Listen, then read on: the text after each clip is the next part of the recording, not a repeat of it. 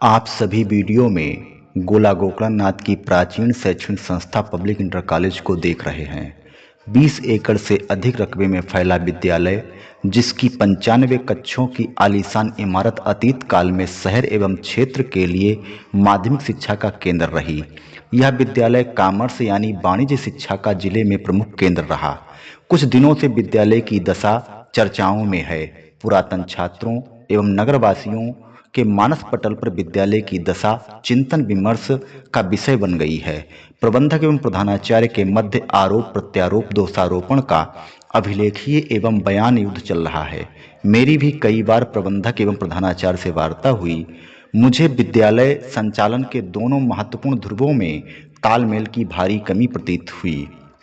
दोष किसका है, आरोप क्या है, इसका निस्तारण होगा या नहीं होगा, लेकिन विद्यालय की वर्तमान दशा दूर से ही दिखलाई दे रही है। ये बहुत नगर के पुराना एडेड जनप्रतिनिधियों, विद्यालय है और संबंधित एडेड अधिकारियों विद्यालय का और दायित्व राजकीय बनता विद्यालय है को कि हम इस लोग हमेशा मामले में जो हस्तक्षेप करें, परीक्षा के केंद्र बनते हैं उन्हें गतिरोध समाप्त प्राथमिकता कराकर दी जाती है। प्राचीन लेकिन शैक्षिक चूंकि संस्था पब्लिक को इंटर पुनः कॉलेज उसका में वैभव मैनेजमेंट लौटाने और में प्रयास प्रिंसिपल के करें। बीच बहुत इतना संस्था अधिक निजी विवाद है संपत्ति कि नहीं, प्रिंसिपल अतीत लगातार से मैनेजर लेकर से पत्राचार वर्तमान के करता है और संरक्षण में मैनेजर जो है प्रिंसिपल भविष्य से के लिए पत्राचार धरोहर करता है। है। प्रिंसिपल ने जो है जिलाधिकारी महोदया को एक पत्र लिखा था, जिसमें लिखा था कि उनके कॉलेज की स्थिति, उनके कमरों की स्थिति इस तरीके की नहीं है जहां से परीक्षा करवाई जा सके। उनमें काफी मरम्मत करवाने की आवश्यकता है।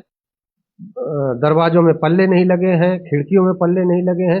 ऐसी स्थिति में जब हमने ये देखा कि मैनेजमेंट और प्रिंसिपल का विवाद है, हमने जिलाधिकारी महोदया चूंकि उस कमेटी की अध्यक्ष होती है, उनके सामने ये बात रखी गई और ये रखा गया चूंकि प्रिंसिपल और मैनेजर के विवाद होने के कारण इसको केंद्र बनाया जाना जो है इस वर्ष कम से कम उचित नहीं है। भविष्य में हम प्रयास करेंगे कि मैनेजमेंट और प्रिंसिपल के बीच इस तरीके का कोई विवाद ना हो और वो सुलझे, ताकि ये जो हमारा पुराना कॉलेज पुनः जो है केंद्र बन सके। कितना बच्चा होगा जो है विनोद जी उस कॉलेज में स्टडी कर रहा है?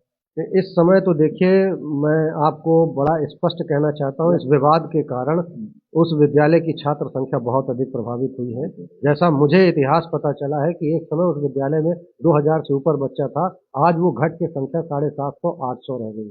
और लेकिन मैं आपको ये बताना चाहता हूँ कि बच्चे प्रभावित नहीं हुए हैं, बच्चों का सेंटर कहीं बहुत दूर नहीं गया। हमने ये इस बात का विशेष ध्यान रखा है कि उस विद्यालय की बच्चियां हो या बच्चे बिल्कुल मिनिमम दूरी पे जाएं। हमने बच्चों को वहाँ 1 किलोमीटर में ही जो है बगल के ही विद्यालय को अलॉट किया है और बच्चे भी 2-2.5 किलोमीटर 3 किलोमीटर के ही विद्यालय में हमने एडजस्ट किया है। लेकिन चिंता का विषय तो है ही, इतना पुराना स्कूल, इतना वेल सेटल्ड स्कूल, बोर्ड का स्कूल, और उसका सेंटर इस तरीके से जो है नष्ट हो जाना है, सेंटर ना बनना। ये निश्चित रूप से चिंताजनक विषय है और इसमें अधिक चिंता करने की आवश्यकता विद्यालय के प्रबंध तंत्र को और विद्यालय के प्रधानाचार्य को है।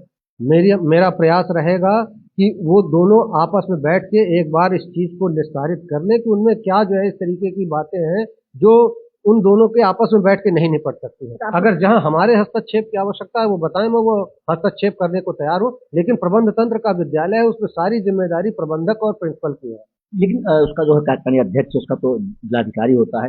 नहीं लगता है कि छात्र हित में अब आप लोगों को आगे आकर के प्रबंधन और प्रिंसिपल के बीच के विवाद में हस्तक्षेप करना चाहिए? क्योंकि अगर ऐसी स्थिति रही तो शायद संभवतः सेंटर आगे भी न मिल पाए और शाखा और भी खराब हो, छात्र संख्या और भी कम हो जाए, जैसा कि आपने बताया कि छात्र संख्या गिरती जा रही है। तो ये बात हम बिल्कुल, आपका ये सुझाव जो है सराहनीय है। हम प्रयास करेंगे कि माननीय जिलाधिकारी महोदया से भी अनुरोध करेंगे कि एक बार प्रिंसिपल और मैनेजर को दोनों को आमने सामने बैठा के आपके समक्ष जो है बात हो जाए। अगर कोई हल निकल सकता है तो उसका हल निकाल लिया जाए, ताकि जो है विद्यालय के बच्चों का हित न प्रभावित हो और यह विद्यालय पुनः उन्हीं ऊंचाइयों को प्राप्त करे जिसके लिए विद्यालय जाना है। तो क्या लगता है, इस बार तो सेंटर नहीं मिला है, नेक्स्ट ईयर सेंटर को लेकर के क्या स्थितियां रहेगी? अभी देखिए, उसमें बहुत समय है। अभी तो इस सत्र की परीक्षाएं चालू नहीं हुई हैं। अगले सत्र में सेंटर बनाने की कार्रवाई वही सितंबर अक्टूबर से चालू होगी और मैं ईश्वर से प्रार्थना करता हूं कि तब तक जो है स्थितियां जो है सामान्य हो जाएं और ये विद्यालय पुनः हमारा सेंटर बने।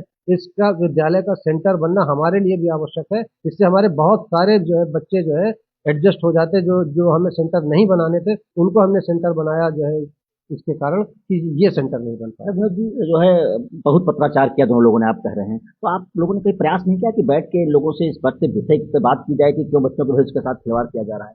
अब देखिए, इसे मैं बहुत आपको कैमरे के सामने बातें बहुत सी ऐसी हैं जो मैं आपको नहीं बता सकता हूँ। मैंने अपने स्तर से प्रयास किया है, लेकिन वो प्रयास अगर एक ही शब्द में जानना चाहते हैं तो प्रयास अभी तक विफल है। मैं एक बार प्रयास करूंगा कि माननीय जिलाधिकारी महोदया के समक्ष इन्हें बैठा के एक बार प्रयास और कर लें। अगर जो है इसमें कुछ होता है, चूंकि ये प्रबंध तंत्रीय विद्यालय है, प्रबंधक जो है अभी पिछला चुनाव ही जो है मुझे लग रहा है 1-2 साल पहले हुआ है, वो अगले 3-4 सालों के लिए अभी प्रबंधक है। अगले चुनाव तक जो है वो प्रबंधक